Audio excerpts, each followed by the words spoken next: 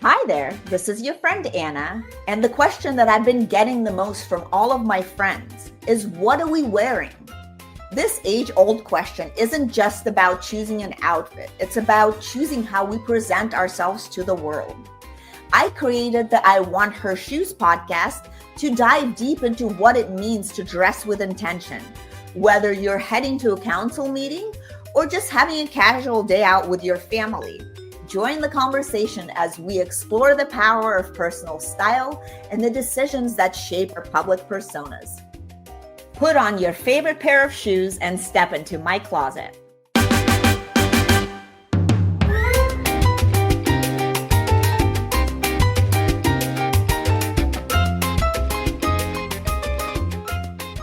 Welcome back to the I Want Her Shoes, the podcast where we explore the powerful intersection of style, success, and substance. I'm your host, Anna, and today we're stepping into the beautiful, bold world of a woman who tells it like it is with flair, fire, and healthy dose of sarcasm. Joining us today is Asha Elias, author, journalist, mother, and reluctant socialite. Very reluctant these days. Whose debut novel, Pink Glass Houses, which I read, is a sharp and unapologetic as you are, and I really enjoyed the book. From contributing to Cosmopolitan to becoming the no-holds-barred sex and dating columnist for Miami New Times. Congrats, I really like reading your pieces there as well. Asha brings humor and honesty to every story that she tells. And in this episode, we will dive into the contradictions and complexities of modern motherhood, the inspiration behind her fiction, and what it's like to be a writer in a city full of real characters. Well said. And how she balances real life with the curated chaos of the Miami social scene. And whether you're a writer, a reader, a mom, or someone just trying to figure it out, Asha's journey will remind you that sometimes the best stories are the ones we're not afraid to live out loud, right? Yeah, I love that. And welcome, Asha. It's so Thank nice you for to having me. It's great to be here. I'm so excited because when I read your book, The Pink Glass Houses, that's when I got to know about North Beach Elementary School. Oh. And now my son is going to be going there to the kindergarten. It's a great school. Yeah, I know. So, but I want to know like how much of that is true and how much of that is fiction, because I was like, I'm sure there's some characters that you based it on, but obviously it's like fiction too. But that's so interesting. Yeah, of course. And I'll just backtrack a little bit and say that I was the vice president of fundraising for the PTA for North Beach when I wrote this, and the main character in the book is a very controversial vice president of fundraising for the PTA. So there was a lot of art imitating life, but I really meant to do it in a cheeky way. And the characters that I write about and the school that I write about is kind of really meant to be broader about Miami and Miami Beach in particular, and less about the characters at that PTA, at that school, at that time. I actually came from a Montessori school where it was even more cutthroat, and even though it was a smaller school and a private school, a lot of those issues were amplified. So the answer is, there's fact and there's fiction. I love that. That's a great answer to that.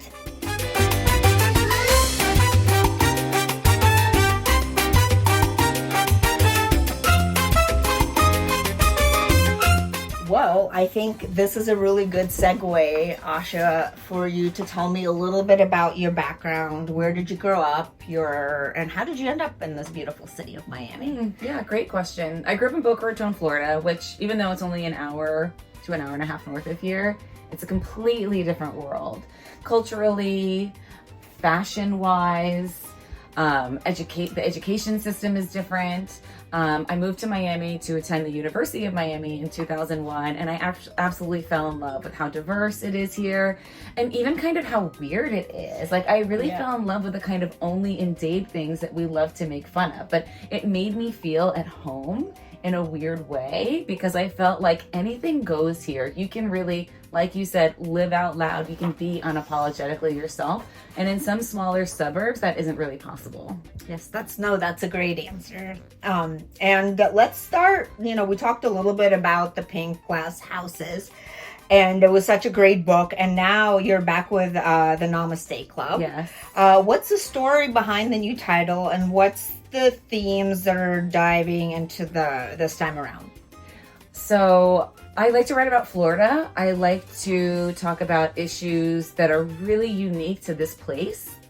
And, two of my biggest passions are motherhood. So I wrote a book about that, and wellness. And so that was that was the natural next step for me. And as much as I love wellness, the yoga community, the fitness community, there's also a lot that you can kind of step back and say, like, okay, like we're getting a little too far with this. And I wanted to do that. And I think anytime I'm kind of like criticizing or satirizing a community or a topic, I'm doing it from a place of love and a place that I can identify from because I'm a part of it. So the Namaste Club is a very satirical look at the yoga and wellness community, and also a little bit about women in midlife, women after divorce, sexuality in midlife, and some topics that I was kind of nervous to talk about in my first book. Well, I'm really excited to read this book. I haven't read it yet. And I think you just answered my next question, was how did it evolve? And you said that you kind of felt more comfortable talking about some more controversial things. And why do you think that is? Do you think it's because you're different now than you were when you wrote the other book? I think that I'm less scared. I think that I didn't realize I was holding back with pink glass houses. And if you read it, probably doesn't seem like I was, because I definitely go to some controversial places. But with the Namaste Club, I get into sex, I get into microdosing, I get into all of these parts of our reality that we're really not talking about as much. And I thought it would be really fun to write a book examining all of those things. And at that point, I thought, listen, I have an agent now. I have an editor at my publishing house, and they'll tell me if it's too much. And they read it, and they were like, great, let's do it. I love it. Well, cheers to that. Congratulations on your second book. Well, let's talk a little bit about style, too. Obviously, the themes are very different. And how has your style also evolved throughout the times, too? And as you have evolved as a mom and as a writer and everything? That's a really great question. And I've been thinking about that a lot recently, actually, because I was just commissioned by Financial Times to write a piece about Miami. And I thought, congratulations. Great, thank you so much. And I thought, great, like I can do this with my eyes closed. I love writing about Miami. And then I sat down to write it, and I realized it was very hard because it's a different audience and it's a different publication. And I realized that every time you write something, you do have to start from scratch and figure out what's the voice going to be, what's the tone is going to be. Yes, I am someone as a writer and I have my style, but every project has to feel a little bit different. Right. Yeah, no, that's a really great answer as well. And you once described yourself as a reluctant socialite. How does that dynamic show up in the Namaste Club? Ooh, that's a great question. I think that it shows up because the characters want to be a part of this community, but they're also kind of fiercely holding on to their individuality. And there are a lot of conflict between the women. I will give that spoiler. I love a little novel, conflict. but I think that there is a sense of community with them as well. So I think both things are important. Like, they want to be part of this group and they want to participate in some of these wacky things that are happening at this retreat, but at the same time, they're holding on to their individuality. Cool. Well, that's really interesting and that's awesome. And motherhood can be full of contradictions, as you know, joy and chaos and all kinds of stuff. Yeah. How did becoming a mom reshape your creative process, especially in writing the second book? I think that becoming a mom has everything to do with why I'm an author today. I think one, because writing was always my passion and always something I wanted for myself, but I don't think I truly pursued it until I had someone that I wanted to be a good role model for. Because I think I was always afraid of failure on my own. But then when it comes to my kids, like I want to model them, like follow your passions, you know, do the things that make you happy. So I don't think I would have ever obviously they were the inspiration for the first book, but also they're the reason that I started writing again. Oh, that's really cool. That's awesome. Miami Beach is more than just a setting in your work. It's kind of like a character. Absolutely. I love that you said that. I feel the same exact way. And how has the city and also now the fashion here? I know that we talked a little bit about the characters and the weirdness, but how has the fashion here shaped both your writing and the identity as a mother too? Yeah. Okay. So I do talk in Pink Glass Houses a lot about the outfits and everything. Yes, which I love. And the moms showing up in crop tops and wearing tank tops and boots in the winter. And I have to tell you, I am one of those people. So I'm not making fun of them. Guilty as charged. It's hot here. You have to It's hot. Exactly. It's hot and we want to look cute. And we don't care if people think that we shouldn't be wearing that as a mother. And it's funny because one of the first interviews I did after the book came out, I showed up in a crop top and they said, "Oh, you're one of them." And I said, "Yes, I'm not trying to be mean." And this is me too. That's authentic though, you know? Yes. And I get that it's not, I think it's really interesting that people don't dress like this everywhere. And it's Miami, we do it our way. And we don't care that someone in another city or community would judge us. This is what we like. Yeah, and I love that about Miami because I feel like people here are a lot more confident than other places. Yeah. And they wear, you see people wearing things you will never see in other cities. And I think it's great. If you have the confidence, you should wear what absolutely makes you feel the best. Yeah. Wear the crop top. Exactly. And there's a lot of real honesty in your writing that hits so many women right in the gut, which it's so, I love that. That's so great. What do you hope readers, especially moms and multi-hyphenate women, walk away from after reading the last book that you wrote? The Namaste Club? Yeah. Oh, I love that question. I hope they walk away with kind of permission to be themselves. These women are defying social norms. And again, these are women in their late 30s and 40s who are still talking about sex. If they're divorced, they still want to be meeting people and dating. And they are definitely dressing a certain way. And they're having a good time and doing the things that women were told that we should not necessarily be doing and deriving pleasure from things we shouldn't derive pleasure from. And I think that we should all give ourselves permission to do that. Yeah, no, that's a great answer. And I think the norms have changed, right? So, and which is great. And it sounds like that is really, the book is about empowerment, really, right? For women. Definitely. And I just had a lunch with two women and we're just talking about this kind of not midlife, but more it's kind of like a new awakening, right? So, which is awesome. Yeah. And let's talk a little bit about style. Is there any item in your closet that is very special and that you pull out when you want to feel really good or just for, special occasion? Or is there something that you could think of that stands out? Oh, there are some pieces that I'm really emotionally attached to. There's one that's this beautiful coat. It's an open coat with a tapestry kind of pinkish and whitish, and then there's a shearling collar.